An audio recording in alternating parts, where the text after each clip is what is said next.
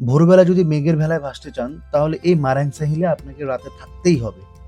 সকালবেলা অন্যান্য হিলের লোকজন এখানে আসে মেঘ দেখতে, যদিও তাদের 20 টাকা দিয়ে টিকিট কাটতে হয় এবং সেটা সকাল 8টার পর। মিরিঞ্জা ভ্যালিতে সর্বমোট থাকার জায়গা আছে 14 থেকে 15টা।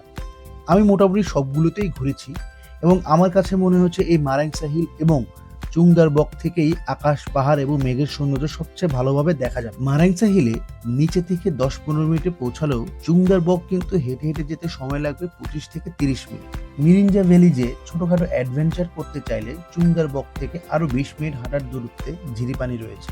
মাঝখানে মুরুমু উপজাতির একটি পাড়া পাবেন। এই পাড়া থেকে একদম নিচে নামতে হবে ঝিরিপানির উদ্দেশ্যে। তবে বুঝে শুনে সবাই নিচে নামবেন, কারণ উঠতে কিন্তু বেশি কষ্ট। একটা জিনিস বলে রাখি, আমার এই ট্রাভেল জার্নি ছিল নভেম্বর মাসে। যদি আপনারা পাহাড়ের আসল সৌন্দর্য দেখতে চান তাহলে আপনাদের আসতে হবে বর্ষাকালে। মারাংসা হিলে মাচাং তাঁবু ছাড়া অনেকগুলো থাকার জায়গা রয়েছে, যেমন জুম ঘর। এখানে 1 থেকে 7 জনের ভাড়া নেবে 2000 টাকা। যদি 7 জনের বেশি সর্বমোট 10 জন হয় তাহলে ভাড়া নেবে 2500 টাকা।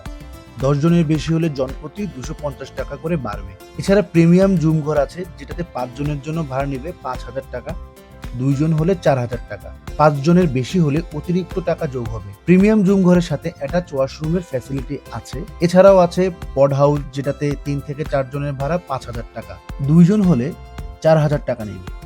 পড হাউসের সাথেও অ্যাটাচ ওয়াশরুম আছে।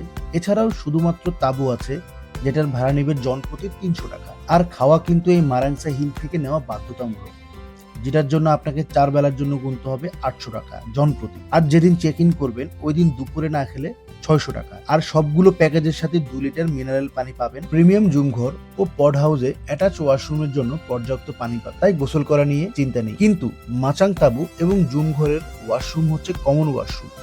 গোসল করার জন্য আলাদাভাবে তারা পানি দেবে না। সন্ধ্যা 6টা থেকে রাত 12টা পর্যন্ত বিদ্যুতের ব্যবস্থা থাকবে, কিন্তু আমি ভোর 6টা পর্যন্ত বিদ্যুৎ পেয়েছি।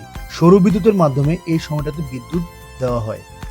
পর্যাপ্ত মোবাইল চার্জ দেওয়ারও ব্যবস্থা রয়েছে, কিন্তু আমি পাওয়ার ব্যাংক নিয়ে যাওয়ার জন্য আপনাদের রিকমেন্ড করব। মিরিঞ্জা থেকে উপরে হেঁটে উঠতে কষ্ট হলে আপনি বাইকে করে যেতে পারবেন। এর জন্য আপনাকে গুনতে হবে 100 থেকে 200 টাকা।